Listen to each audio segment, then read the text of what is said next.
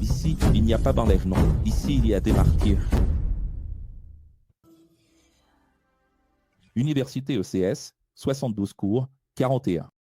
41e sur les Hébreux, du chapitre 10 au 13, et aujourd'hui, tout début de Yaakov, Jacques. C'est intéressant que Jacques vienne après les Hébreux, car Jacques est le chef des Hébreux avec d'autres enseignants. La première Bible n'est pas lumière, mais ombre. Prédiction de toutes les plus belles choses qui allaient arriver. Et si elle n'était qu'une ombre de promesses, il est évident que l'adoration quotidienne n'était pas l'idéal, ni même capable de sanctifier qui que ce soit. Alors, le culte tous les jours, la messe tous les jours, 3, 4, 5 fois par jour. Ça marche? Ça aide? Non. Tu as vu ce que font les églises, n'est-ce pas? C'est la prière de Daniel. Ce sont les 7 tours. C'est le plongeon de Naaman. Oh, mon Dieu, quelle tristesse! Si cela avait le pouvoir de sanctifier quelqu'un, il n'aurait donc pas été nécessaire de répéter sans cesse les adorations et les offrandes. Mais si les fidèles ressentaient à nouveau la culpabilité de leurs péchés et avaient besoin d'un guide spirituel pour être pardonnés, cela prouve que la première Bible n'a toujours été qu'une projection de ce qui devait venir.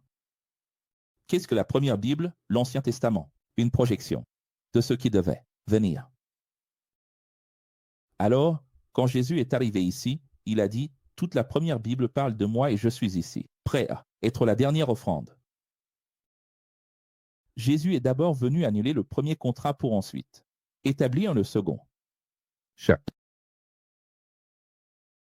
jour, des prêtres se présentent et accomplissent leurs devoirs religieux dans les églises ou dans le temple avec des vêtements sacrés, des offrandes, des autels, des sacrifices, mais ils ne pourront jamais enlever leur péché. Et même si tout cela est écrit, les gens n'arrivent pas à comprendre. Professeur, comment se fait-il que, même si tout cela est écrit, les gens continuent d'aller à l'église? Et pourquoi ne se lèvent-ils pas au milieu du culte pour demander aux prêtres ou aux pasteurs en plein culte? C'est parce que ce n'est pas exactement comme ça dans leur Bible. Parce que, tel qu'est faite l'épître aux Hébreux, vous savez, on ne peut pas comprendre. Si vous en doutez, je vous invite à sortir dans la rue et à faire des interviews. Interrogez 100 personnes là. Faites des interviews à la sortie des églises, allez-y en tant que reporter. Il n'y a pas de problème, vas-y en tant que reporter et demande « Qu'est-ce que vous comprenez de l'épître aux Hébreux ?» Demande à quelqu'un comme ça, quelle est la loi dont il est question dans Romains et Hébreux. Et regarde si tu arrives à enregistrer ce que tu m'as dit ici en direct cet après-midi, vas-y. Dis ce que tu as dit avec tes collègues avocats. Ah oui, c'est ce que je racontais au professeur. Mes frères, ils sont avocats et ils disent qu'une lecture obligatoire en faculté de droit, c'est l'épître aux Romains. Et l'épître de Paul aux Hébreux, pas seulement l'étude de la loi de Moïse, mais aussi la lettre de Paul. Ils ont des livres, oui, spécifiques, qui analysent les épîtres pauliniennes, Romains et Hébreux. Et qui était Paul, sinon un juriste? Qui était Paul, sinon un juge du Sanhédrin? Et quelle était la loi de l'époque? La Constitution. La Bible. Et la Constitution d'aujourd'hui, américaine, brésilienne, elle est basée sur quoi? Sur la Bible. Donc, la personne qui étudie le droit aujourd'hui, c'est pour ça qu'il y a tant d'avocats francs-maçons? Non. Parce que, quand tu commences à étudier le droit, soit tu es déjà judaïsé, soit tu le deviendras. Parce que tu vas être fasciné par la beauté de la compréhension constitutionnelle, légaliste mosaïque. Et ensuite, il y a une petite touche de christianisme avec Paul, que tu peux aussi judaïser, parce que tu peux dire que Paul, selon leur point de vue, est resté rabbin, n'est-ce pas? Ils ne comprennent pas qu'il était un ex-rabbin. Ils vont le présenter comme Shaul, le rabbin, qui a écrit aux Romains et aux Hébreux. Et regarde, ce sont les 2 lettres les plus difficiles. Qui parle du droit constitutionnel, biblique, ce qui est totalement redondant. C'est magnifique, non? Le professeur Poutine est aussi à la faculté. Donc, Romains et Hébreux, les amis, c'est un sujet de thèse, c'est du doctorat. C'est universitaire, c'est dense. Et ici, nous avons cette merveille. Regardez, mais en un seul jour, le grand prêtre, Jésus, je relis, le vrai Christ, s'est offert pour nous et a effacé, d'un seul coup, toutes nos têtes. L'Esprit de Dieu l'a toujours prédit. La nouvelle Bible sera placée dans leur conscience. Il répète le texte qu'il a cité précédemment, qui a toujours été une promesse là-bas dans le livre de la projection. Cette première partie de la Bible ici, c'est de la projection. Cette première partie montrait que la véritable Bible ne serait pas celle-ci. La seconde partie, mais qu'elle serait écrite dans les consciences. Si le Nouveau Testament va de Matthieu à Malachie, comment vais-je mettre tout ce tas de papier dans ma conscience? Ah, professeur, c'est en gardant dans le cœur. Mais ce n'est pas ainsi que l'on le dit, car si c'était dans le cœur, alors, pourquoi le Nouveau Testament est-il fait de papier comme le premier? N'est-ce pas? Ce qui s'accomplit, ce que Dieu a dit, placé, gravé dans vos consciences, c'est parce que ce n'est ni sur du papier, ni numérique. Par conséquent, j'ai la conviction que nous entrons dans le Saint des Saints par le sang de Jésus, par un nouveau chemin, une nouvelle porte. Le voile a été déchiré et maintenant nous sommes cette maison de Dieu. Mais bien sûr, c'est impossible. Le voile a été déchiré, le voile a été ouvert. Ici, il utilise une autre métaphore, n'est-ce pas, qui va toujours dans le sens de révéler et qui est de déchirer le voile. Mais ici, il dit déjà, Jésus est le dalet, la porte, le chemin, c'est-à-dire, il nous a donné un petit moyen de passer par derrière, non? Oui, comme dans tous les théâtres, non? N'est-ce pas? Qui donc a toujours, qui a accès au sein des saints? Qui a accès derrière les rideaux? Comme ça, le professeur disait toujours que c'est une porte ouverte sur le côté. Une porte ouverte sur le côté. Et ce qu'il dit ici dans sa métaphore, si on va plus loin, c'est « et Jésus nous a ouvert une porte qui donne un accès direct à la scène, n'est-ce pas? Ainsi, approchons-nous du Créateur avec la conscience déjà baptisée dans la véritable. Oh, dans le sang de Jésus, purifié. Sanctifié. C'est ça le vrai baptême dans le sang de Jésus, comme il l'a dit aux Romains, il le dit aussi aux Hébreux. En me rappelant que lors de la rencontre des 12 ans, l'Esprit Saint, j'avais une sortie exclusive avec un ascenseur direct tout en bas, ce qui ne servait à rien, parce que je sortais et je me retrouvais face à tout le monde. Enfin, ce n'est pas que ça ne servait à rien, c'est juste que je ne voulais pas que ça serve, tu vois. Donc je sortais de l'ascenseur exclusif, mais je retrouvais tout le monde à nouveau dans la rue. Oui, parce qu'en fait, le plus logique aurait été de sortir de l'ascenseur exclusif, de monter dans une voiture. Et là, personne n'aurait eu accès, mais moi, je sortais à pied avec tout le monde. Maintenant, quand je prenais l'ascenseur exclusif, c'est la métaphore parfaite pour comprendre ce que Paul veut dire, tu vois, cet accès exclusif à la scène que personne d'autre n'avait. Maintenant, Jésus nous l'a donné, n'est-ce pas? Oui, monsieur. Si le Créateur est fidèle au contrat, alors nous lui faisons entièrement confiance. Et nous faisons confiance au Créateur, à travers la confiance, regarde, que nous avons, les uns envers les autres, en nous réunissant comme Église dans les écoles de Jésus. Votre Bible le dira, regardez. Le verset 23 dit ceci, nous faisons confiance en Dieu. 24, nous avons confiance les uns dans les autres. Et nous faisons aussi confiance les uns aux autres. Mais qu'est-ce qu'il dit si la Bible n'est pas divisée en versets? Tu sais que Paul n'a pas divisé la Bible en versets. C'est une seule et même chose. Ce sont les hommes qui l'ont divisé. En réalité, il est en train de dire, nous faisons confiance à Dieu à travers la confiance que nous avons, les uns envers les autres. Alors il y a beaucoup de gens qui disent, je ne fais confiance qu'à Dieu, pas à l'homme. Tu as tort, tu as tort. On n'aime pas Dieu de façon verticale, on aime Dieu à l'horizontale. J'adore Dieu à l'horizontale. Et plus encore, il y a des gens qui ne font confiance qu'à quel? À personne d'autre, c'est pour ça qu'ils ne vont pas à l'école. Cette personne qui ne fait confiance qu'à quel? Elle aime Dieu seulement, à travers laquelle. Mais l'Église est composée de toutes les personnes de bien. Donc, si tu ne fais confiance qu'à moi, tu n'aimes pas l'ensemble, là où Dieu se trouve. Alors, nous devons aimer dans toutes les directions, aimer toutes les personnes. Et il y a aussi ceux qui ont des problèmes et qui n'aiment que les autres, mais n'aiment pas le professeur à quel de la même façon. Et ainsi de suite. Nous devons aimer l'ensemble, là où Dieu se trouve, certains se détournent et jugent par ego, estimant qu'il n'est plus important d'être avec les autres, et affirment qu'il est possible de faire confiance à Dieu sans faire confiance à son prochain, mais le grand jour viendra. Ici, il va parler de personnes qui le regardent, se détournent. La déviation dans le chapitre 10, mec. Ce chapitre est utilisé par l'Église de la congrégation chrétienne pour dire « Celui qui s'éloigne de l'Église de la congrégation n'a plus de pardon ». Ce chapitre est utilisé par l'Assemblée de Dieu pour dire que celui qui s'égare est en enfer. Ce chapitre est utilisé par l'Église catholique pour prêcher l'excommunication. Chaque Église utilise ce chapitre pour exclure. Les témoins de Jéhovah utilisent ce chapitre pour dire « Il n'y a plus de solution ». Mais est-ce que X utilise ça pour la même chose? Non, mais X dit « Si tu te détournes, tu es dehors ». Mais professeur, tu parles comme le système, mais tout n'est pas faux non plus. La différence, c'est que ces églises disent que c'est en sortant d'elles. Et nous ne disons pas que c'est en sortant de chez nous. C'est en sortant du tout. Le tout, là, où Dieu est. Ce que tu ne peux pas faire, c'est t'isoler.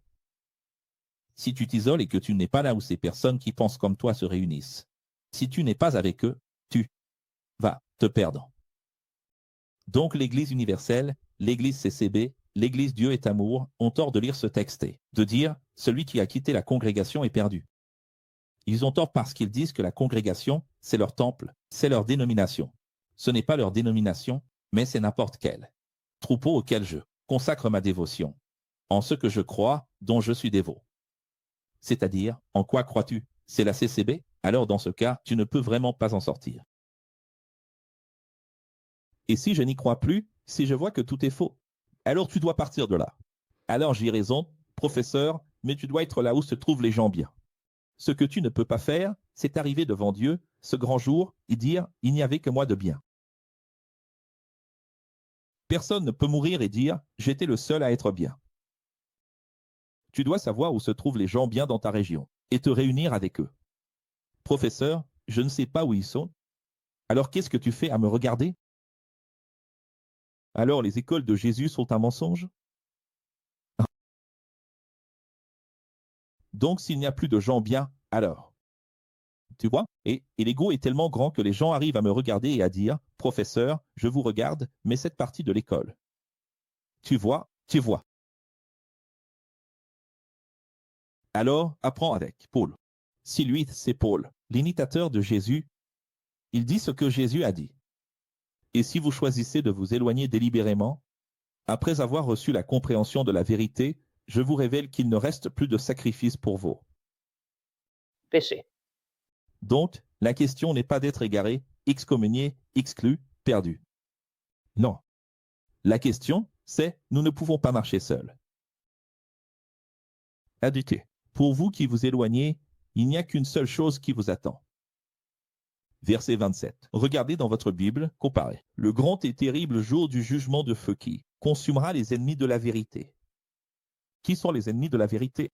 Toutes les personnes qui n'ont pas lutté pour l'ensemble, toutes les personnes qui n'ont pas lutté pour l'unité. Vous pensez que je parle de moi-même? Eh bien, à l'époque de Moïse, celui qui s'éloignait du groupe, si sa décision égoïste était prouvée, vous le savez, il mourait sans aucune miséricorde. Alors, regardez, en réalité, cette lettre aux Hébreux, c'est presque entièrement une exhortation. D'ailleurs, à la fin, il dit « J'y suis allé un peu fort, non? Vous êtes assez intelligents pour savoir qu'un châtiment bien plus sévère attend ceux qui, après avoir connu la vérité, après que Jésus soit venu, payer nos dettes et demander notre unité, choisissent de suivre leur propre chemin. En faisant cela, ils piétinent le sang de Jésus. » Donc, s'il a déjà dit, il a utilisé une fois la métaphore, ils sont en train de crucifier Jésus à nouveau, maintenant il utilise cette métaphore-ci, ils piétinent le sang de Jésus. Alors, tu sais ce qu'il dit au verset 29? Tu sais? Ça, oui, c'est vraiment un blasphème contre l'Esprit. C'est une insulte envers l'Esprit de Dieu qui vous a pardonné toute la dette. Pourquoi n'y a-t-il pas de pardon contre l'Esprit? Parce que c'est après que Jésus soit déjà mort. Que signifie le blasphème contre l'Esprit n'a pas de pardon? Pourquoi Jésus a-t-il dit contre le Père, il y a une solution, car il parlait de la première Bible. Contre le Fils, il y a une solution parce qu'il était encore là. Contre l'Esprit, il n'y a pas de solution parce que c'est après sa mort. Après sa mort, il n'y a plus de solution. N'est-il pas écrit dans la première Bible, à moi la vengeance, c'est moi qui rétribuerai. Alors je vous le dis, il est terrible de tomber entre les mains du Dieu vivant. C'est intéressant comme on parle de dualité. Qui est le diable à l'origine? Et là, les croyants disent non, non, non, non, non. Hérésie, hérésie, hérésie. Et puis, à d'autres moments, ils arrivent avec Hébreux 10h32 et disent il est terrible de tomber entre les mains de Dieu. Mais Dieu n'est-il pas bon tout le temps? Qu'est-ce qui est écrit ici? Terrible chose de tomber. Ah, moi, à partir là. Vengeance. Quand quelqu'un te fait du mal, la personne a une dette de 10. Toi, tu es à 0. Si tu rends l'appareil, tu perds l'opportunité que ces 10 de dette deviennent 10 de crédit pour toi. Tu as répliqué, tu as tout remis à 0. Mais si tu n'as pas rendu le mal pour le mal, et que tu as laissé au Créateur, à qui appartiennent la vengeance et la rétribution, là, c'est remis à 0. Oui, là, c'est comptabilisé, c'est positif pour toi. C'est une métaphore mathématique simple, c'est comme ça que Dieu voit les choses. Vous vous souvenez, quand vous avez découvert la vérité de cette belle euphorie des premiers jours? Rempli de lumière, vous supportiez toutes sortes de situations pour la vérité. Regardez ici. Des versets 32 à 36, c'est vraiment très intéressant. Tu peux utiliser ce texte à chaque fois que tu veux rappeler aux gens, de se souvenir de comment ils étaient. Quand ils sont arrivés au X, quand ils ont découvert la vérité, quand ils ont regardé les premières vidéos, les premiers niveaux, cette joie-là. Professeur, la Bible ne parle pas du X, la Bible parle de tous les X à toutes les époques, à chaque fois qu'il y a eu la X. N'est-ce pas? Oui. Quand on arrive dans l'euphorie, plein de lumière, on supporte tout. Regarde, vous avez même supporté la désapprobation et les moqueries des autres à cause de la vérité, et vous avez même eu de la patience avec ceux qui se moquaient de vous. Ça, c'était au début, dans les premiers jours. Dans l'église évangélique, il y a un cliché pour ça, non? Premier amour. Reviens à ton premier amour. À cause de l'Apocalypse. Je me souviens qu'à l'époque, beaucoup d'entre vous ont perdu de l'argent et des biens pour aider les professeurs qui étaient emprisonnés et poursuivis à cause de la vérité. Mais qu'en est-il aujourd'hui? Qu'est-ce qu'il dit au verset 34? Il est en train de dire, il révèle que, là en Judée, dans l'épître aux Hébreux, des personnes ont perdu des biens immobiliers, certains, ou beaucoup ont perdu des biens parce qu'ils ont mis ces biens en gage devant la justice, ou pour payer la caution. Des professeurs emprisonnés. Donc, chaque fois que Pierre était emprisonné, Jacques, Jean, ou n'importe lequel d'entre eux, ces personnes allaient là-bas et mettaient leur maison, leur terrain, leur petite barque, en caution pour libérer les professeurs de prison. Tu comprends? Et il a dit, c'est comme ça que vous étiez au début, c'était magnifique, vous vous souciez les uns des autres. Mais aujourd'hui, alors, ne renoncez pas à la confiance et à l'unité que vous avez, car seul, celui qui ira jusqu'au bout, régnera. Régnera. Et puis, le verset 37 dit, bientôt, Jésus reviendra. Et de là est venu toute l'idée adventiste, bientôt, cela viendra. N'est-ce pas? À cause de ce verset. Sauf que Paul pensait que ce serait pour bientôt. La seule chose qui a été rapide, c'est la destruction de Jérusalem, un micro-apocalypse. Le macro, lui, reste à venir et maintenant, oui, c'est pour bientôt. Bientôt, bientôt, dans notre génération. N'est-ce pas? Jusque-là, le juste vivra en se fiera. C'est vrai. Le juste vivra par la foi. C'est ça que ça signifie. Et si quelqu'un se détourne, recule, sachez que le Créateur n'aura pas de miséricorde. Ça, c'est une idée de Paul. Ah bon? Paul ne voit rien. Il n'y a personne qui vaille quelque chose, seul Jésus, n'est-ce pas? Et qu'a dit Jésus? Celui qui met la main à la charrue et abandonne. Mon âme ne prend pas plaisir en lui. Et maintenant, tu es satisfait. Nous, cependant, ne faisons pas partie de ceux qui reculent et sont, Détruit. mais de ceux qui font confiance et qui régneront. C'est intéressant, il utilise beaucoup les mots confiance et confiance dont nous parlerons plus tard, qui viennent de avec, caution pour être garant. D'ailleurs, il mentionne ici le fait d'être garant des biens du mariage pour libérer les professeurs emprisonnés pour la vérité. Tout est connecté. Il utilise le mot confiar. N'est-ce pas? Être garant, c'est-à-dire, soit le garant de Dieu, mais tout est bien, ta vie, ta santé, tout ce qui t'appartient, ton temps. Vous savez qu'aujourd'hui, on a déjà vu des films où le temps, c'est de l'argent. Qui se souvient de ce film où le temps, c'est de l'argent, hein, ici, sur la main? Comment s'appelle ce film déjà? Le prix de demain. Qui a déjà vu Time Out? Où le temps, c'est de l'argent. Regarde-le, tu dois vraiment voir ce film Time Out. Je me suis souvenu de celui où il vendait plusieurs années pour. Oui, celui-là aussi. Tu vends des années de ta vie pour payer un appartement, non? Comment il s'appelle? Paradis. Paradis. Ces films qu'on a aujourd'hui illustrent quoi? Ce que Dieu a toujours demandé. Tout ton corps, toute ton âme, tout ton esprit. C'est-à-dire, faire confiance à Dieu, c'est quoi? C'est mettre toute ta vie à sa disposition. C'est mettre son âme en gage, c'est mettre en gage, engage l'esprit, engage le corps, engage son temps. Ce n'est pas seulement l'argent, non, c'est tout. C'est plus que ton argent. Et celui qui ne fait pas ça, c'est qu'il n'a pas compris. C'est pour ça que Jésus disait, laisse tout et suis-moi. N'est-ce pas? Mais qu'est-ce que cela signifie de vivre en faisant confiance? Hébreux 11, en fait, si je ne vois pas encore le royaume. Eh bien, faire confiance, c'est qu'être tellement sûr qu'on attend avec conviction ce qui est encore. Invisible. Ce verset, Hébreux 11:1, tout le monde le connaît, on le répète comme un perroquet.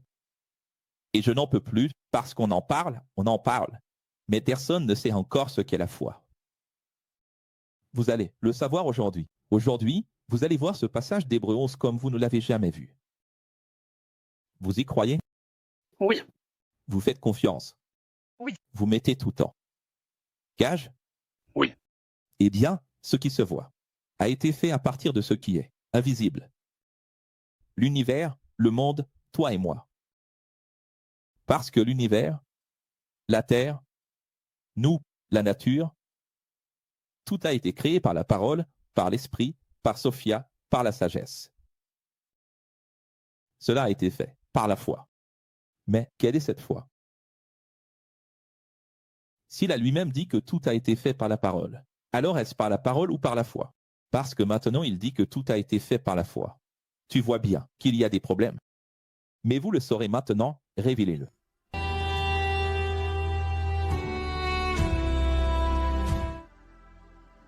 D'autres connaissent ce chapitre comme le chapitre de la foi, mais en réalité, Paul parle de. Criez là-bas. Loyauté. Loyauté envers le contrat. Jusqu'au chapitre 9, il a exposé la loyauté de Dieu envers les contrats. Et à partir du chapitre 10, maintenant, il demande ta loyauté. Dans toute la lettre, il a dit « Dieu est loyal ». Les gens mettent sur leur voiture « Dieu est fidèle ». Mais maintenant, dans les derniers chapitres, après avoir fait toute une présentation, il va terminer la lettre en disant « Es-tu loyal, toi ?» Alors personne ne comprend. Ils ont réussi à transformer Winston ou notre cher Zénubia, Josimar, Jussara. Ils ont réussi à transformer le chapitre d'exhortation en chapitre de consolation. Tu sais que les églises considèrent Hébreux 11 comme le plus beau chapitre de consolation, le chapitre de la foi. Il n'y a aucune consolation, ici c'est une exhortation générale. Tu veux voir? Eh bien la foi. Ceci fait partie de la révélation, et je disais, dans les originaux, à la racine étymologique, rappelons-nous, c'est un delta. Nous avons même une chanson à ce sujet. Nous allons la chanter avec l'orchestre symphonique. Croyez fidèlement. Coragium c'est. Se confier. Qu'est-ce que confiar? Être garant. Confiance. Creder fidèle, c'est la fidélité. Fidélité. Fidélité. Dans les contrats, on parle de mauvaise foi et de bonne foi, c'est-à-dire que la foi est synonyme de caractère. La foi, ce n'est pas serrer le poing, croiser les doigts et dire « je crois, ça va arriver ». Ce n'est pas ça, la foi. Ça, c'est l'ego. C'est encourager ton nombril. Encourager ce que tu veux, dans ta petite vie. La foi, c'est le courage, la confiance et la fidélité. Pas les trois, à la fois, non. Chaque fois que votre Bible parle de foi, c'est l'une de ces trois choses. C'est comme le mot péché. Transgression, concupiscence.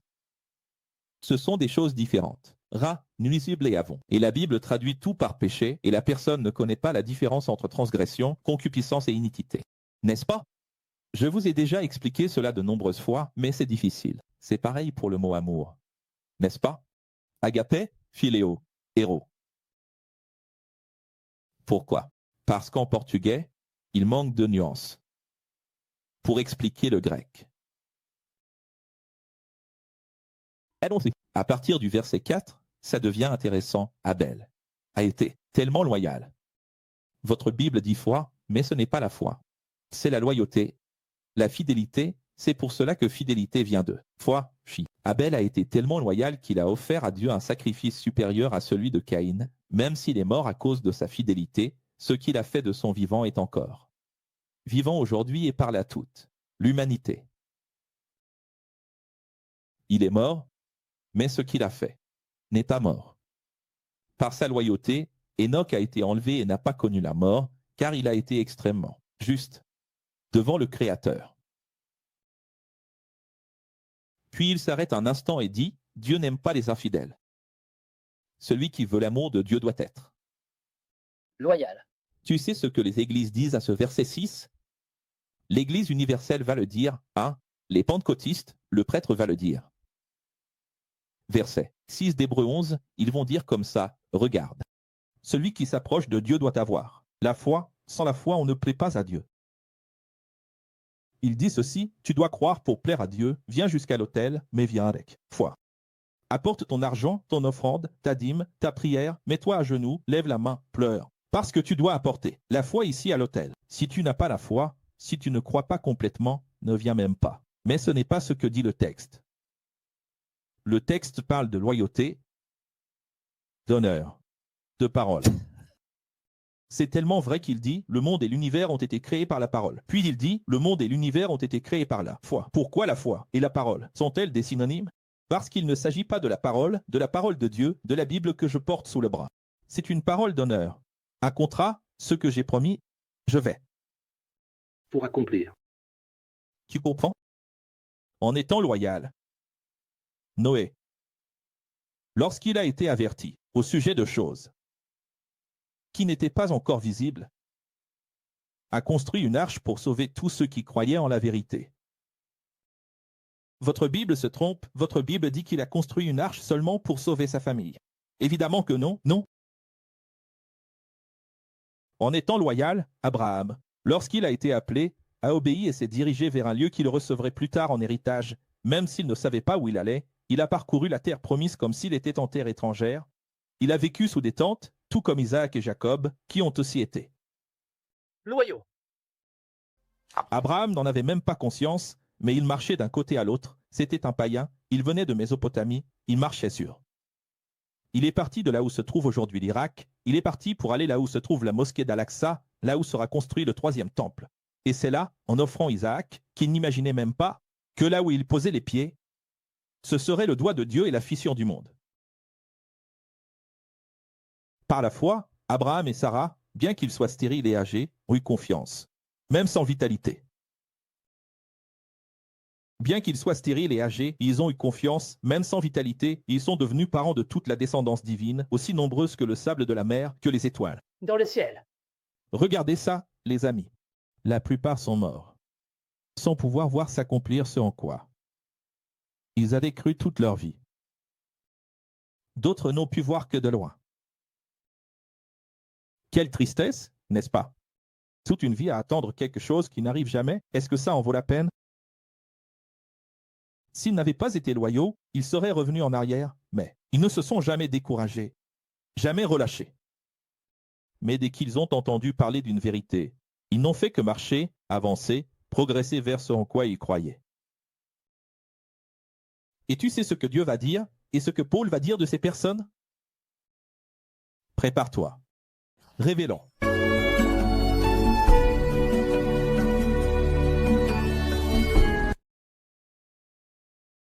C'est vraiment magnifique. Dieu est fier d'être leur Dieu. C'est pourquoi ils régneront. Regarde ça. Pietro. Dieu est fier d'être le Dieu des personnes loyales, qui ne se découragent jamais, qui avancent simplement, qui marchent, qui continuent d'aller de l'avant.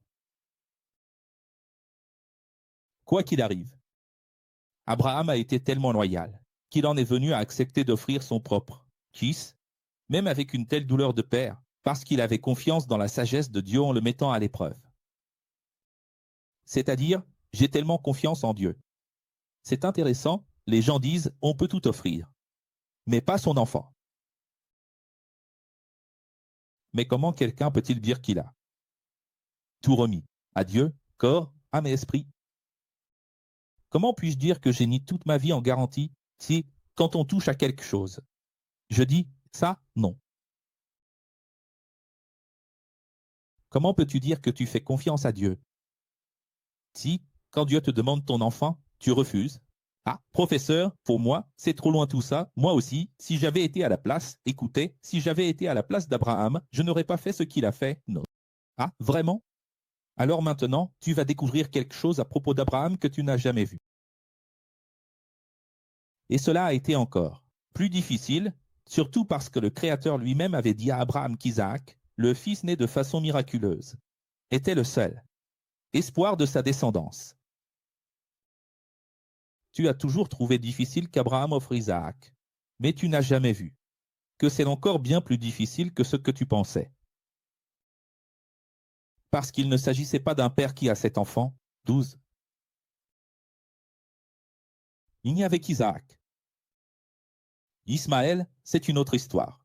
Isaac, c'est l'original, le légitime. Bien sûr, Ismaël est aimé, mais dans ce contexte-là. Isaac est le fils de la descendance abrahamique. C'était le seul. Tu comprends que c'est le seul? C'est facile d'offrir un enfant parmi plusieurs. Mais le seul? Mais ce n'est pas seulement le seul, c'est le seul qui soit né d'un miracle. Parce que s'il était né de ma virilité à 18, 20, 25 ans. Mais il est né quand j'étais vieux. Et ma femme aussi était âgée, ce qui est encore pire, parce qu'un homme âgé, c'est une chose, une femme âgée, c'en est une autre. Et il naît de ce miracle, et il y a plus encore. La promesse de sa vie, le sens de sa vie, c'est ce fils. Parce qu'il marche, il monte sa tente ici et là, il voyage, il a quitté sa terre, il fait tout à cause de ce fils. Et ce fils, c'est l'espoir de tout ce qu'il construit.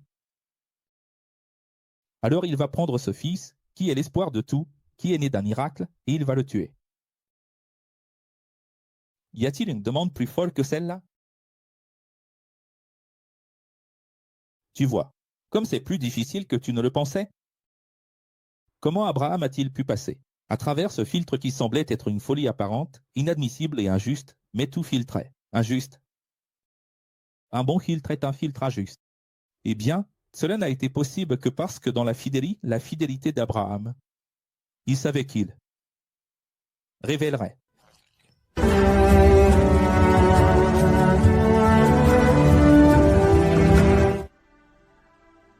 Même s'il tuait son propre fils, Dieu, qui le lui avait demandé, le ressusciterait d'entre les morts.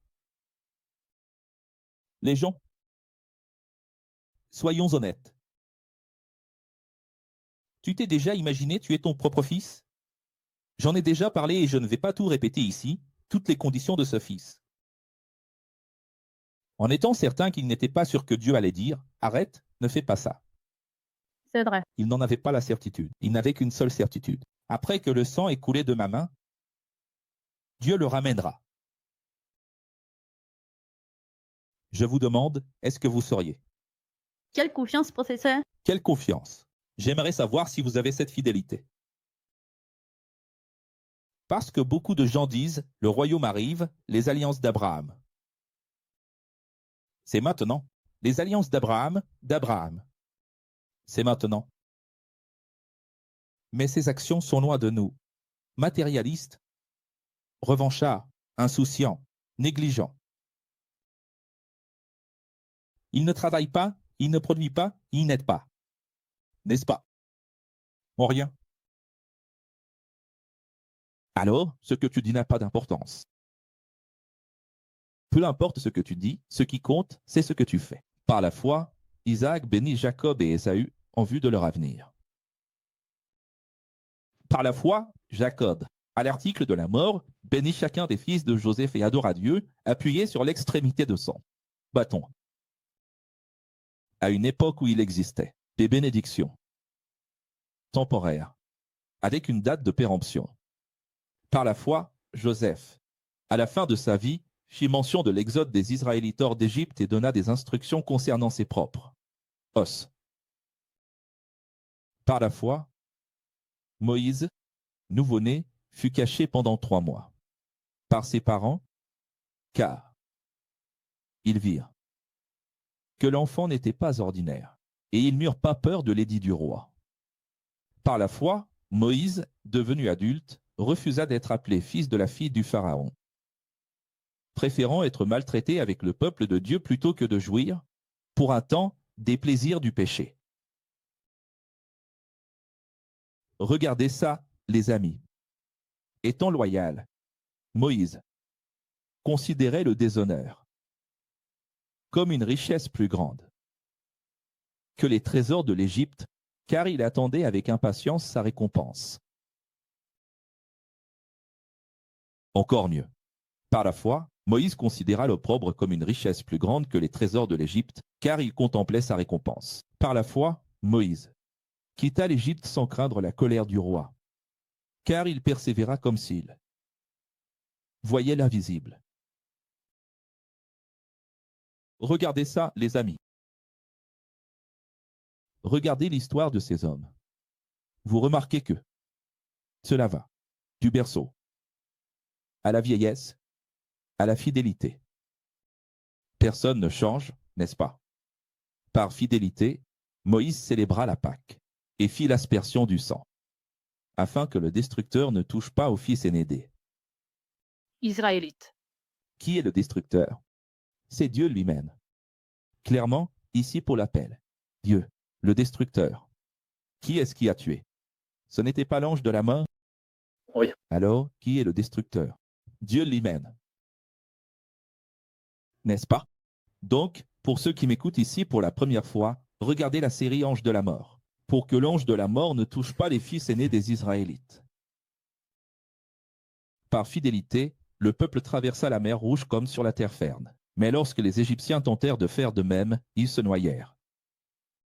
Par fidélité, les murs de Jéricho sont tombés après avoir été encerclés pendant 7 jours. Par fidélité, la prostituée Rahab, pour avoir accueilli les espions du Mossad de l'époque, n'a pas été tuée, avec ceux qui avaient été désobéissants. Et il fallait vraiment qu'elle soit fidèle, n'est-ce pas? Imagine-toi, impliquée avec des espions.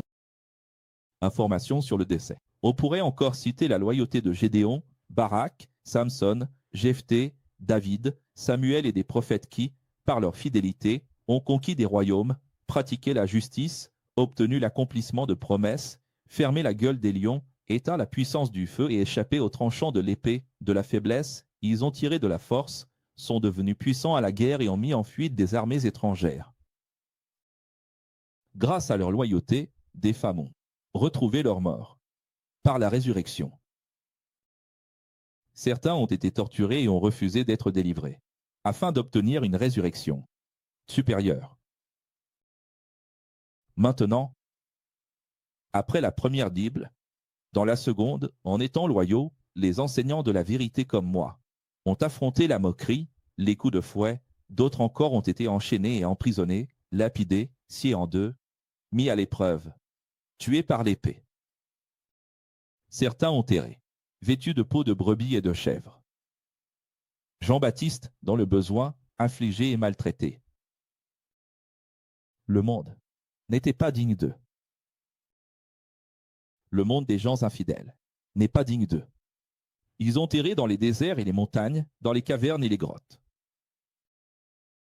Il termine en disant, ils ont tous été loyaux, mais aucun d'eux n'a reçu le royaume de leur vivant. Car le Créateur avait, toujours, car le Créateur a toujours eu un plan. Plus grand, le royaume, immatériel, après l'épreuve. Maintenant, corrigez sur votre écran. Alors voyez, toute leur vie, ils ont été loyaux, tous ceux qui ont été mentionnés ci-dessus, mais aucun d'eux n'a obtenu de son vivant ce en quoi il croyait.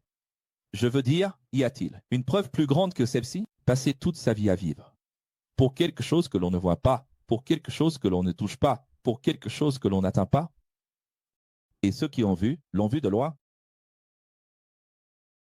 Et qu'est-ce que les églises prêchent? Que le chapitre 11, c'est du développement personnel, c'est la bénédiction de Dieu, c'est la victoire. Que le chapitre 11 de l'Épître aux Hébreux est le chapitre de la foi que Dieu me donne. Qu'est-ce que Dieu a donné ici? Toute une vie, à se battre pour quelque chose en quoi tu crois, en étant dévoué et loyal, sans rien recevoir. Qu'ont-ils reçu? Rien. Et puis l'Église enseigne, chante, je ne mourrai pas avant que toutes les promesses s'accomplissent en moi. En réalité, il va falloir mourir pour que la promesse s'accomplisse. Hébreux 12. Alors voyez, nous sommes toujours entourés de foules qui sont comme un nuage de personnes nous observant. Nous devons garder nos yeux fixés sur Jésus, le commencement et la fin de notre fidélité. Lui, même méprisé, insulté, a supporté la croix, l'humiliation, parce que ses yeux étaient fixés sur l'avenir. Alors, soyez comme lui, gardez votre objectif en vue, les yeux tournés vers l'avenir, vers ce qui est à venir, vers le royaume. Vous dites que vous souffrez dans cette vie, n'est-ce pas? Mais aucun d'entre vous qui m'écoute n'a encore versé son sang comme Jésus. Dans la première Bible, le Créateur a dit « Acceptez la discipline, ne vous offusquez pas de la correction, car le Créateur ne corrige que ce qu'il aime. » Si vous n'acceptez pas les corrections et les conseils pastoraux que je donne ici, ou les disciplines de la vie, vous êtes en train de dire que vous n'êtes pas enfant de Dieu. Si vous respectiez vos parents, si vous avez respecté et respectez vos parents physiques, à plus forte raison vous devez respecter vos parents, non physiques, spirituels. Les parents biologiques corrigeaient, selon leur propre vérité relative, selon ce qui était vrai pour eux. Mais le Créateur corrige selon la vérité absolue, pour notre bien. Alors chaque père a corrigé, parfois même de la manière dont il a lui-même été corrigé un jour, de la façon dont il a été instruit un jour. Et c'est pour cela qu'on appelle cela une vérité relative. D'ailleurs, chaque père, chaque mère, chaque foyer corrige à sa manière. N'est-ce pas? Tout à coup, dans la maison au coin de la rue, les enfants peuvent. Dans l'autre maison, les enfants ne peuvent pas. C'est la vérité relative. Mais Dieu, lui, est la vérité absolue. Sa correction est unique. Personne n'est content d'être corrigé, mais c'est la tristesse de la correction qui nous apporte. L'évolution. Vous ne voulez pas être triste, n'est-ce pas? Qui veut l'être? Mais c'est la tristesse qui engendre l'évolution. Tout cela va fortifier les mains et les jambes fatiguées pour que nous puissions continuer à avancer. Dans votre Bible, vous ne comprendrez pas ce texte céleste. Et ceux qui ont les jambes fatiguées, qu'ils ne tombent pas, qu'ils ne se découragent pas, mais qu'ils soient. Vrai. Votre Bible va parler de boiteux, d'estropiés, mais ce n'est pas ça. Ce qu'il veut dire, c'est ceci, toi qui es fatigué de marcher, Fatigué d'avancer, il fait la métaphore des gens qui marchaient dans le désert en direction du paradis, en direction du royaume. Toi qui as les mains fatiguées, les genoux fatigués, les jambes fatiguées, qui pensent à t'arrêter. Certains pensent même à faire demi-tour. Il a dit que vous ne tombiez pas, que vous ne vous découragiez pas, mais que vous soyez guéris, que vous retrouviez la santé, débrouillez-vous, prenez soin de cette jambe. Faites tout ce qui est possible pour vivre en paix avec tout le monde, car sans unité, votre Bible parle de sainteté, personne ne verra le Créateur à travers. De Jésus. Ce texte est utilisé par l'Église de Dieu est Amour, la CCB, le Tabernacle, des églises ascétiques. Pour dire ceci, sans sainteté, personne ne verra Dieu. Mais le texte ne parle pas de la sainteté du corps, de la sainteté physique, ni de la sainteté des dogmes. Le texte parle, évidemment, tu veux développer tout ce qu'il a expliqué, sur l'expiation de l'Ancien Testament, arriver à la fin et dire, on revient en arrière. De quoi parle-t-il? Je ne sais pas. Donc, le mot sainteté est mal traduit, il parle en réalité d'unité. On va rassembler des versets pour comprendre. Regarde le verset 15. D'ailleurs, la sainteté, c'est l'unité. D'ailleurs, l'unité, c'est la sainteté. Parce que, si l'on ne marche pas dans l'unité, si l'on s'éloigne avec de la rancœur, de la haine, de la tristesse, de la vengeance, du remords, on finit par être exclu de la grâce de Dieu, car on redevient débiteur. De quoi parle-t-il? Cette amertume. Ta Bible parle de racine d'amertume, cette rancœur que tu ressens envers quelqu'un et qui te fait éloigner du groupe, refuser de marcher avec les autres. Cela va t'exclure de la grâce de Dieu. Pourquoi être exclu de la grâce de Dieu? Parce que le pasteur va t'exclure? Non, c'est toi qui t'exclus, car en t'éloignant et en t'excluant du groupe, tu redeviens débiteur. Tu comprends? Ne te vends pas comme Ésaü, ne cherche pas à acheter toi. Serré. Ouais. Après, même avec beaucoup de larmes, de repentir, il n'a pas été possible de récupérer les droits qu'il avait vendus. Après, ça ne sert à rien de pleurer. Une parole est une parole. La foi est la foi. La loyauté est la loyauté. Tu as vendu. Tu veux vendre le salut, tu vas le payer. Tu veux des privilèges, va à la banda, à la cabanda, va à l'église universelle, donne ceci en échange de cela. Du donnant-donnant, tu vas payer pour ça. Tu veux des privilèges, tu veux des raccourcis. Tu veux chercher des anges, des esprits ou des dieux, ou Dieu, ou l'esprit de Dieu par des raccourcis. Tu vas le payer. Et après, ça ne sert à rien de pleurer. Tu as vu, Ésaü? Vous n'êtes pas arrivé à la montagne qu'on pouvait toucher et qui était en feu? Et qui était en feu? Ni aux ténèbres, à l'obscurité et à la tempête, au son de la trompette, et à des paroles de ce genre. D'ailleurs, les gens disent, le temple est la maison de Dieu, mais vous savez que ce n'est pas vrai. Il y avait donc un tabernacle au milieu du désert. Dieu descendait-il là-bas? Imagine cette peau d'éléphant, elle ne pouvait même pas recevoir la présence de Dieu. Mais l'arche, elle, était en or et la recevait. Là, il n'y avait qu'un petit plasma de Dieu, comme on l'a vu dans la série. Dieu électro. Dieu électro. Mais tu veux voir où est vraiment la maison de Dieu quand Dieu descend vraiment. Ah, Dieu est descendu ici, les pasteurs disent, oh, ressentez la gloire de Dieu, recevez. Tu sais ce que c'est, la gloire de Dieu? Tu veux savoir ce que c'est, la gloire de Dieu? Tu vas voir maintenant. Allons-y. Personne n'est arrivé en haut de la montagne. Regarde la montagne. Personne n'est arrivé à la montagne. Pour la toucher, on ne pouvait même pas toucher la montagne. Elle était en flammes. Il y avait des ténèbres, de l'obscurité, une tempête, une trompette. Et au son de paroles telles que ceux qui les entendaient supplier qu'on ne leur dise plus rien. D'autres. Qu'on ne leur dise plus rien d'autre.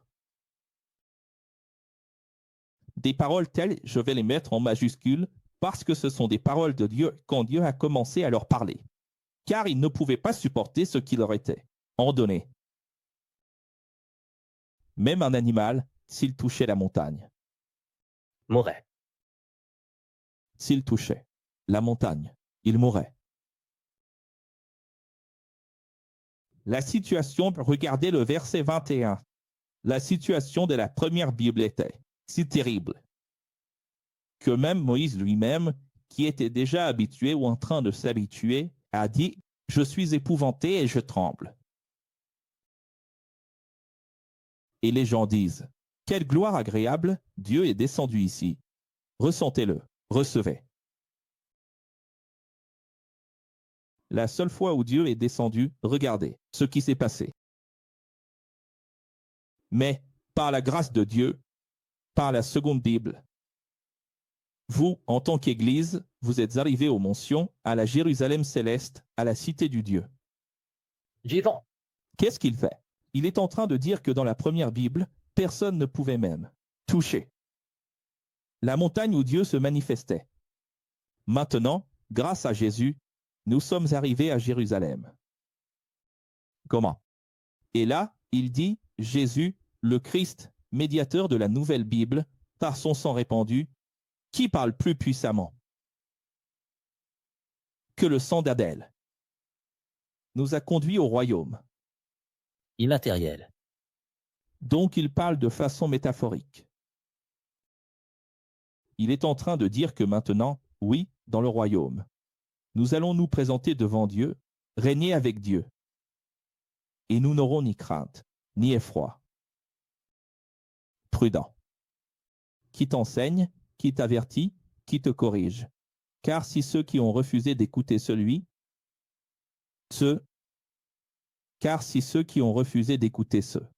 qui les avertissaient dans la première Bible n'ont pas échappé, combien plus aujourd'hui si vous n'écoutez pas la vérité qui est dite ici. Maintenant, qu'est-ce qu'il dit? Il dit que si ceux qui ont été appelés à avertir n'ont pas été écoutés et que ceux qui ne les ont pas écoutés n'ont pas été pardonnés, alors à plus forte raison aujourd'hui si vous n'écoutez pas ceux qui, dans notre génération, sont appelés à vous avertir. Si dans la première Bible Dieu a ébranlé la terre, maintenant, à son retour, il ébranlera aussi Le ciel. c'est-à-dire tout ce qui a été créé dans les cieux et sur la terre sera transformé. Alors respectez la vérité, respectez le Créateur, soyez loyaux, soyez fidèles, car le royaume que vous attendez transformera toute la matière. Il sera immatériel. Et souvenez-vous, notre Dieu est un feu dévorant et transformateur. Qu'est-ce qu'un consommateur? C'est parce que, 2 versets plus tôt, dans les 3 ou 4 derniers versets, il parle d'ébranler. Quand j'étais enfant, ma mère est là, regardez. Le jour où j'ai perdu mon doigt à la banque, quand les prophètes sont venus là-bas, n'est-ce pas, maman? J'ai chanté, là, devant l'église, à Bakacherie. Ça va trembler, quand Jésus viendra, le monde va trembler. C'était basé sur ce texte. Mais qu'est-ce que cela veut dire, trembler? Trembler, c'est dans le sens où tout ce qui est établi et en place depuis 6000 ans tombera, sera transformé. Alors, ensuite, il utilise une autre métaphore pour renforcer son propos. Il dit, c'est un feu qui brûle, qui consume, qui détruit. C'est juste pour que les gens comprennent, avec plusieurs métaphores, parce qu'il ne parle ni vraiment de feu, ni vraiment de tremblement. Peu importe que ce soit un tremblement de terre ou du feu. Il veut simplement dire ceci, tout sera transformé. Le dernier chapitre, c'est Hébreux 13. Et tout comme à Corinthiens 13, il parle aussi de l'amour.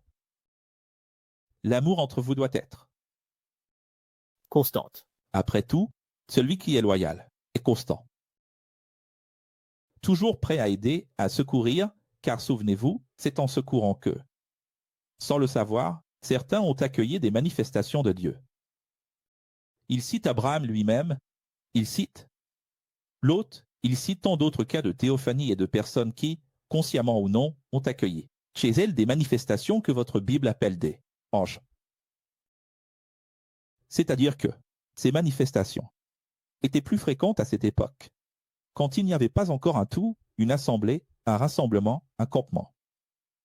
Donc, à l'époque de Noé, à l'époque d'Abraham, à l'époque des patriarches, à l'époque de la conscience, du gouvernement humain, avec des personnes isolées, peu de monde sur terre, des tribus dispersées. C'est là que Dieu se manifestait davantage. Hier, nous avons parlé très joliment ici de Melchizedek. Qu'est-ce que Melchizedek? C'est le facteur Melchizedek, c'est quand une personne apprend spirituellement, non pas par la chair, ni par le sang, aucun professeur de chair et de sang n'a eu besoin de t'enseigner, tu as appris tout seul. Mais ensuite, tu arrives à la vérité. Abraham a eu une rencontre directe avec Dieu, sans professeur de chair et d'os, mais ensuite. Il a rassemblé, il a uni et a formé tout ce qui existe aujourd'hui. Il y a des personnes qui disent avoir appris avec Melchizedek, mais qui veulent juste continuer ainsi. Non, il faut suivre l'ensemble. Mais ce Melchizedek est magnifique et il est là. C'est l'Esprit de Dieu qui amène beaucoup de gens à entrer en contact, à avoir accès à la vérité sans professeur. Parfois, il y a un Philippe qui s'assoit à côté de toi dans la voiture et te donne une leçon. Mais parfois, c'est Melchizedek lui-même qui t'enseigne. C'est ce facteur spirituel, le professeur invisible, qui ne se manifeste que lorsque la personne ne sait pas.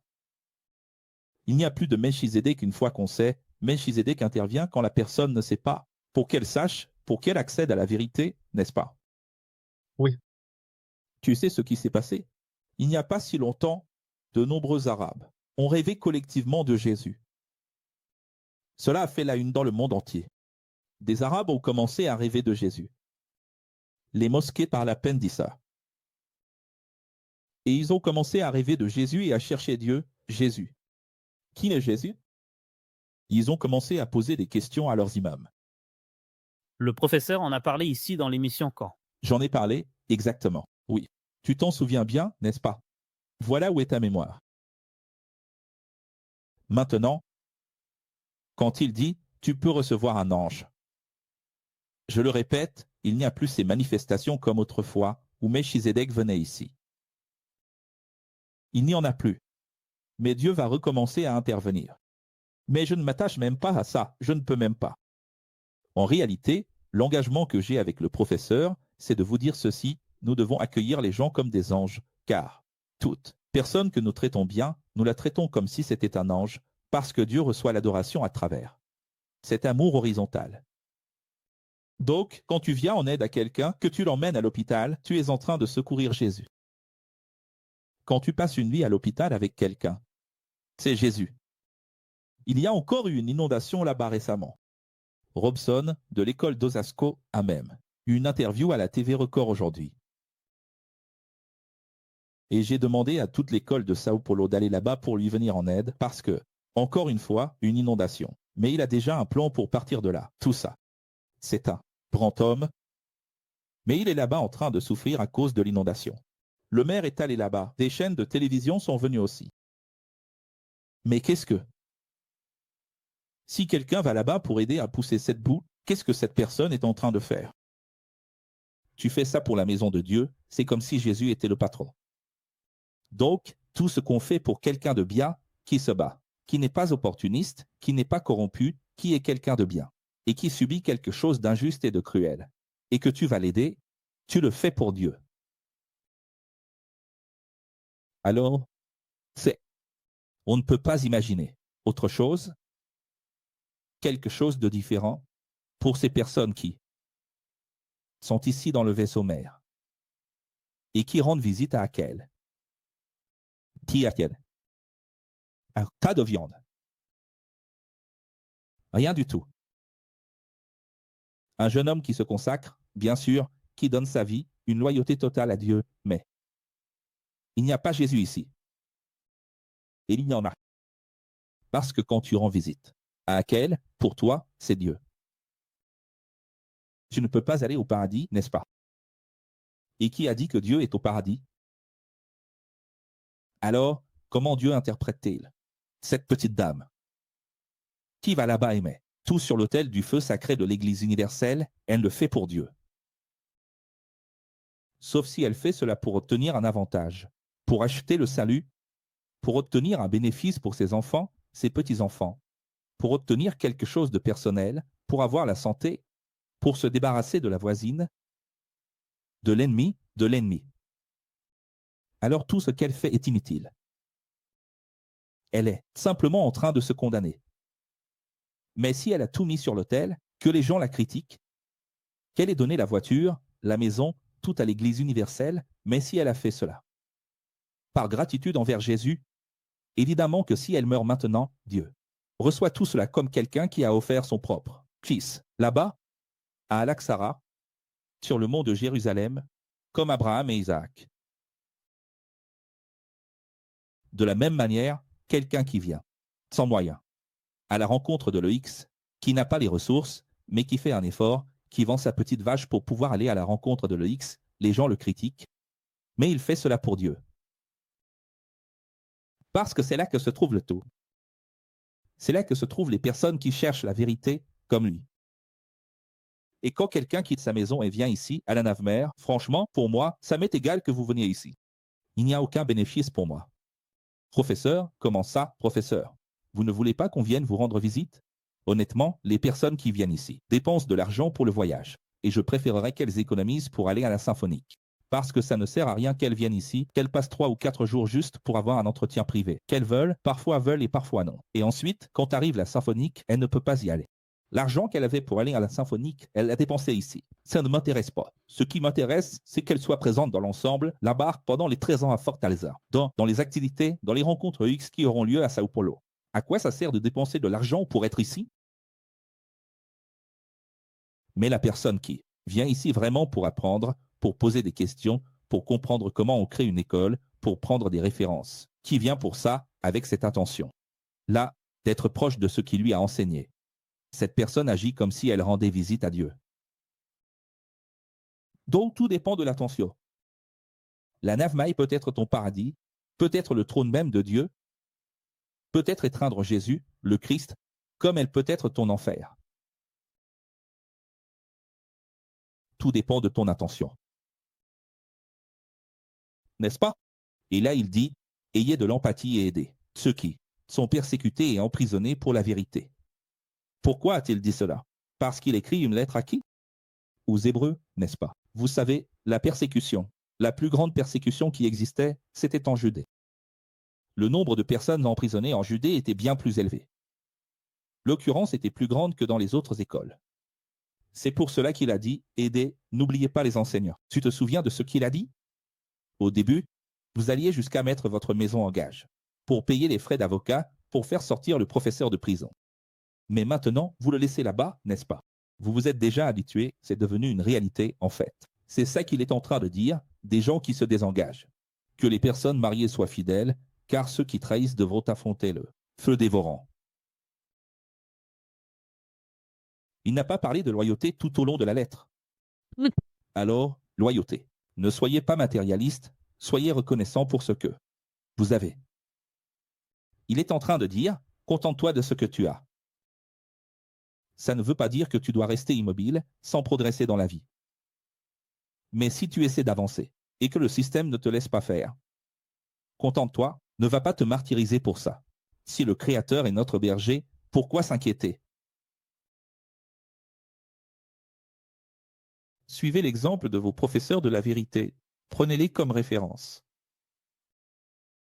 Observez le résultat de la sagesse dans leur vie. Et soyez comme eux. J'adore cette deuxième partie. La partie B où il dit « Observez le résultat de leur vie ». Votre Bible dit ceci « Observez le résultat de leur vie ». C'est ça. Qu'a fait l'Église aujourd'hui? Elle a perverti. Aujourd'hui, l'Église a perverti.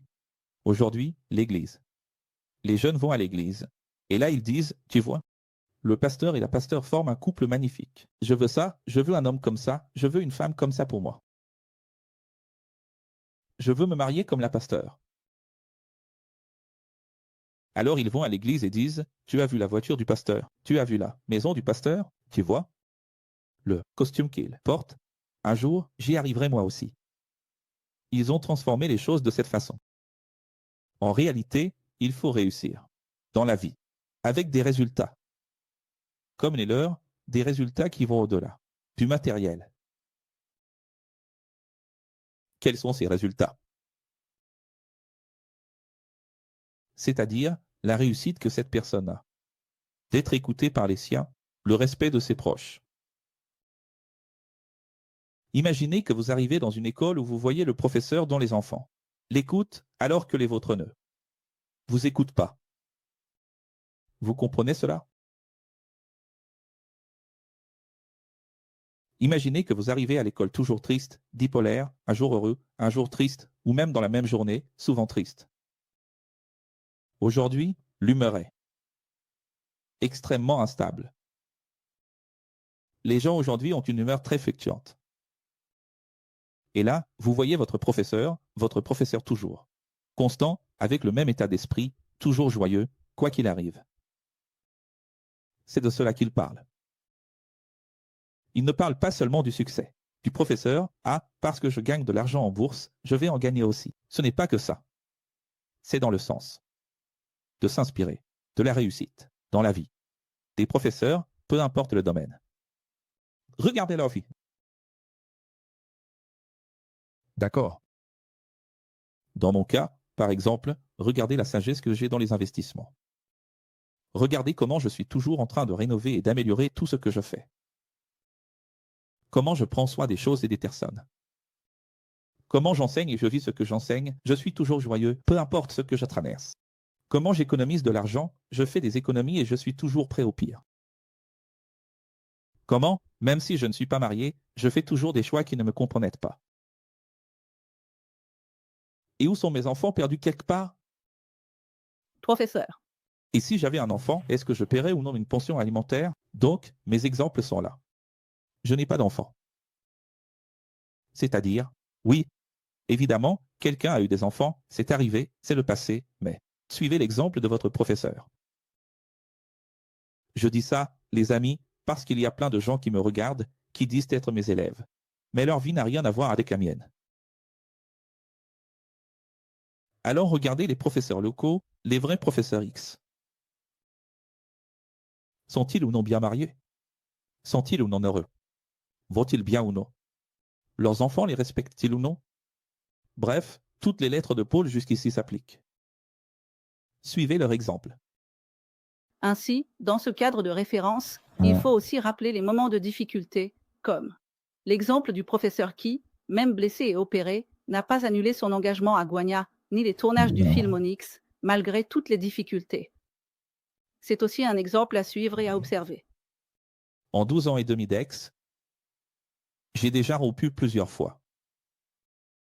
Aucun jour où j'ai rompu, je ne l'ai laissé paraître. Et je n'ai jamais cessé de m'asseoir sur la chaise pour enseigner.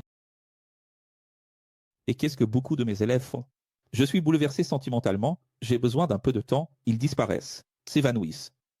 1, 2 semaines, 1 mois, 3 mois, 4 mois, 5 mois. Tu sais combien de mauvaises nouvelles j'ai déjà reçues? Plus je suis triste, plus je me rapproche de vous. C'est le contraire. Qu'est-ce que font les personnes avec de l'ego? Je suis heureux, je vais à l'école, je vais regarder l'émission, je vais rester près du groupe. Je suis triste, je vais m'isoler. Je connais plein de gens du X qui traversent des situations de cancer, d'autres problèmes, il y a toutes sortes de soucis de santé, vraiment beaucoup. Séparation, litige, problèmes avec les enfants, pension alimentaire. Ces personnes s'éloignent. Professeur, vous savez pourquoi je me suis un peu éloigné? Parce que je traverse des problèmes. Quand on traverse des problèmes, il faut se rapprocher. Parce que lorsque je me suis cassé la jambe, lorsque j'ai été hospitalisé pour d'autres problèmes graves, j'étais plus proche de vous. J'ai même fait des lives exceptionnels parce que je voulais être encore plus proche de vous. Si on reçoit un diagnostic de maladie, il faut se rapprocher encore plus de la spiritualité et non l'inverse. On dit, professeur, je ne suis pas proche, je suis âgé. C'est alors que tu devrais être proche de la spiritualité, mon fils. Ma fille. Je n'arrive pas à comprendre les gens aujourd'hui. Donc, quand il dit « observer les résultats de la vie du professeur », c'est dans ce sens-là. Qu'est-ce qu'on doit faire de la vie de Paul? Observer sa résilience, car, même en traversant tout cela, il a été résilient, il est resté ferme, n'est-ce pas? Maintenant, ce verset que je vais citer, qui est un delta. On le voit beaucoup sur les camions, sur les portes des maisons. Sauf que ce verset n'aura de sens qu'après tout ce que j'ai expliqué. Jésus, le Christ, est. Lis donc. Le même, hier, aujourd'hui et pour toujours. C'est un delta. Passé, présent, futur. Hier, aujourd'hui et futur. Aujourd'hui, hier, aujourd'hui et demain. Mais pourquoi dit-il cela? C'est le supra, summum, christique, de la loyauté. Dieu tient-il parole ou pas? Oui. Tu sais ce qui est enseigné dans les églises. Qu'en fait, c'est nous qui avons la foi, que Jésus n'a pas la foi, qu'il n'a pas besoin d'avoir la foi, que c'est à nous d'avoir la foi. Mais la foi, à l'origine, c'est la fidélité. Donc, Jésus a la foi. Et ici, dans Hébreux 13:8, il dit « Jésus est fidèle hier, aujourd'hui et demain. » Sa parole ne change pas parce que personne ne change. Dieu ne change pas. Dieu est immuable. Il est le même. Qu'est-ce que ça veut dire qu'il est le même? Ça veut dire qu'il ne change pas. Je n'envoie personne en enfer. C'est vous qui partez. C'est vous qui partez. Ne vous laissez pas influencer par ceux qui veulent vous faire revenir à la première Bible. Ne vous laissez pas influencer par ceux qui veulent vous faire revenir en arrière. Regardez ça. Beaucoup d'anciens prêtres, aujourd'hui pasteurs, prêtres, rabbins, veulent vivre comme à l'époque de la première Bible, avec les dîmes et les offrandes. Vous allez dire, professeur, dans ma Bible il n'y a pas de dîmes, ni d'offrandes dans ce passage. Est-ce que quelqu'un peut lire les versets 10 et 11 dans votre traduction? Maintenant, je suis même devenu curieux. Je voudrais que quelqu'un ici lise rapidement, dans votre traduction, rapidement, les 10 et 11 des 13 d'Hébreux. Hébreux 13, versets 10 et 11. Rapide. Il y a quelqu'un? Vous n'avez plus de Bible dans votre vie, hein? En ligne, les amis, vite. Allons-y. Maria, tu as trouvé le micro à Maria, la fêtée du jour. Nous avons un autel dont ceux qui servent dans le tabernacle n'ont pas le droit de manger. Le grand prêtre apporte le sang des animaux dans le lieu très saint, comme offrande pour le péché. Mais les corps des animaux sont brûlés hors du camp. Quel rapport cela a-t-il avec ce qu'Akel a dit ici? Go. Ce qu'il est en train de dire, je vais vous expliquer, il faut comprendre à Corinthiens 9 pour comprendre cela. Il dit ceci, bien qu'il ait le droit de s'occuper des aliments. Provenant de la dîme, les aliments sont la dîme, l'offrande, le sacrifice qui accompagne l'oblation. Ils arrivent, n'est-ce pas, des aliments, des céréales, des animaux. Tu as le droit de manger de cette viande. Tu as le droit de manger de ce grain, parce que tu es en train de séparer, d'organiser et d'offrir pour le péché des gens. Il a dit, mais nous n'avons pas usé de ce droit. Verset 10. Qu'est-ce qu'il est en train de dire? Faites attention à ceux qui arrivent. Parce qu'il a dit quoi au verset 9? Méfiez-vous de ceux qui vous font revenir aux cérémonies religieuses. Ceux qui vous font retourner à la première Bible. N'est-il pas en train d'écrire aux Hébreux? Combien de fois, dans les actes, ont-ils voulu tuer Paul et Jésus? Pharisiens, Sadducéens. De qui parle-t-il? Des pharisiens et des Sadducéens. Mais il ne parle pas des pharisiens qui sont là-bas au temple. Il parle des pharisiens qui se convertissaient. Et, en tant qu'anciens rabbins, anciens pharisiens, anciens sadducéens et anciens prêtres, étaient désormais enseignants. Ils voulaient, au sein des écoles de Jésus, ramener les gens à la première Bible et en vivre. Ils voulaient en tirer profit. Mercenaires. Tu comprends ça? C'est pour ça que c'est traduit ainsi. Allez-les.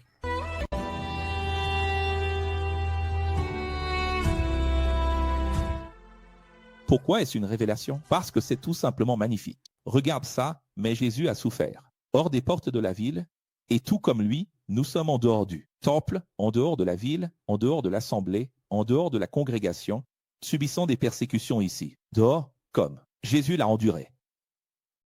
Mon kid, qu'est-ce que c'est que ça? J'avais expliqué. Tu crois qu'ils n'ont pas eu le courage de mettre assemblée et congrégation dans ta Bible pour ne pas que ça fasse mauvais genre? Ils ont mis campement, camp à la place.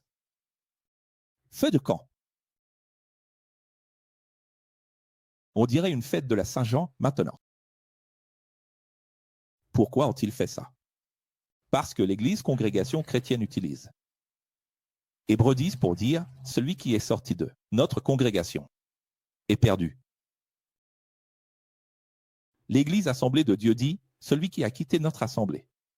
Parce qu'assemblée et congrégation, c'est la même chose que Christ et Messie, c'est grec et hébreu. Si je vais en grec, c'est ecclésia, assemblée. Si je vais en hébreu, c'est congrégation. Tu comprends? C'est pour ça que l'Ancien Testament est écrit ainsi, la congrégation des Israélites. Alors que dans le Nouveau Testament, tu trouves assemblée des saints.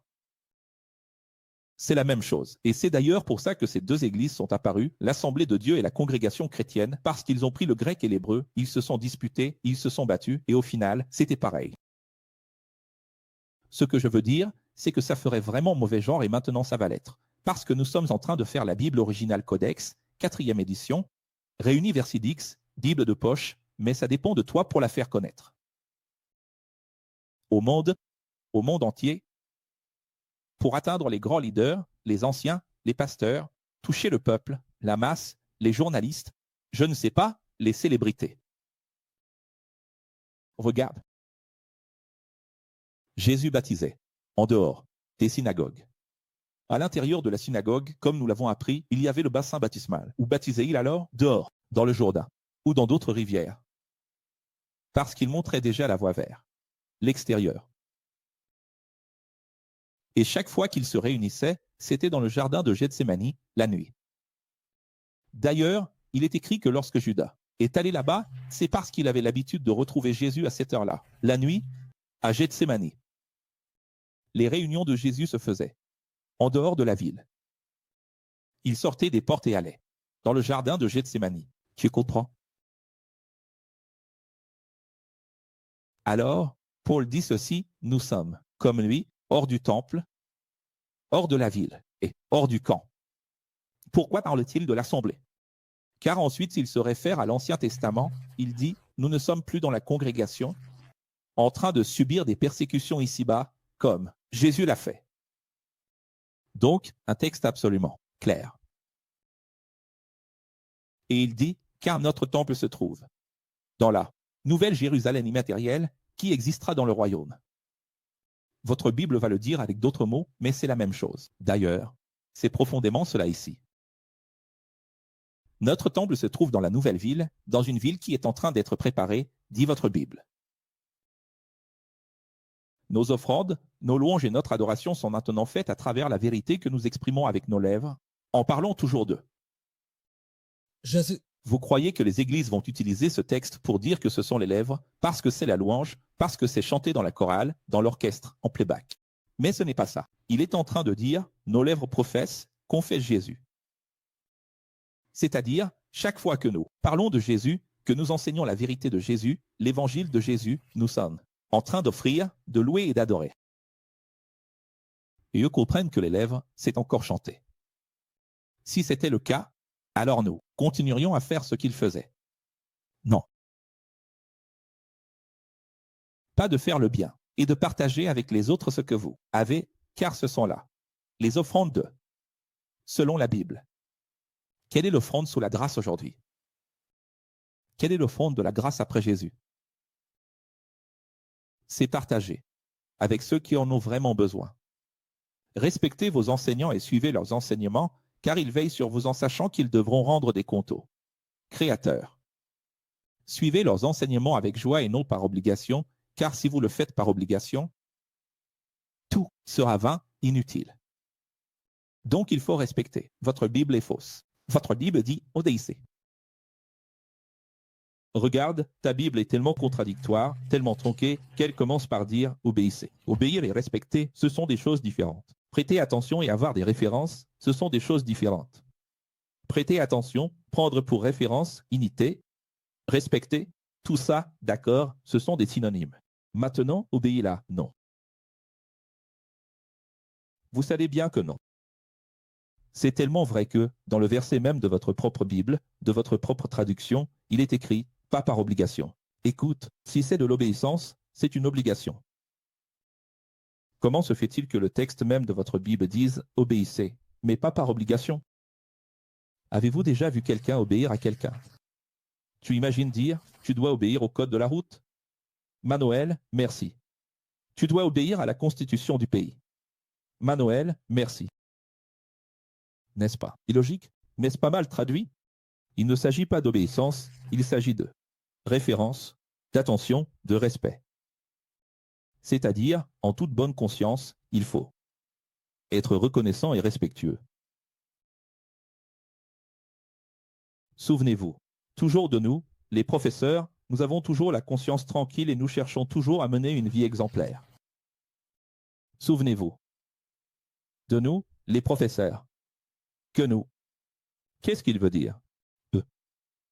Si plus haut il a dit, il a créé une dualité ici. Si plus haut il a dit, respectez-nous et suivez notre exemple. Plus bas il a dit, nous cherchons, toujours, à avoir une vie exemplaire. C'est-à-dire, de notre côté, on fait tout pour continuer à être un modèle pour vous. C'est ça qu'il a voulu dire. Que vous progressiez. En fait, que vous fassiez. La volonté du suprême berger de nos consciences.